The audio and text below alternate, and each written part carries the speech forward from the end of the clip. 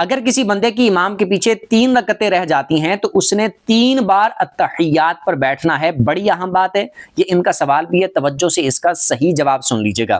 یہ بات یاد رکھیں، اگر کوئی بندہ امام کے پیچھے 4 رکعتوں والی جماعت میں شامل ہوا، جیسے ظہر کی 4 رکعتیں، عصر کی 4 رکعتیں، عشاء کی 4 رکعتیں، 4 رکعتوں والی نماز میں وہ شامل اس وقت ہوا کہ 3 رکعتیں ہو چکی تھیں، چوتھی رکعت میں وہ شامل ہوا، تو اس صورت میں امام جب چوتھی رکعت میں التحیات پر بیٹھے گا تو اس نے امام کے ساتھ التحیات پر بیٹھنا ہے. التحیات پڑھ کے اس نے خاموش ہو جانا ہے. امام درود پڑھے گا، دعا پڑھے گا، اس کے بعد جب وہ سلام پھیرے گا تو اس نے اپنی رکعتیں پڑھنے کے لیے کھڑے ہو جانا ہے. ایک اس کی التحیات یہ ہو گئی جب یہ بیٹھا.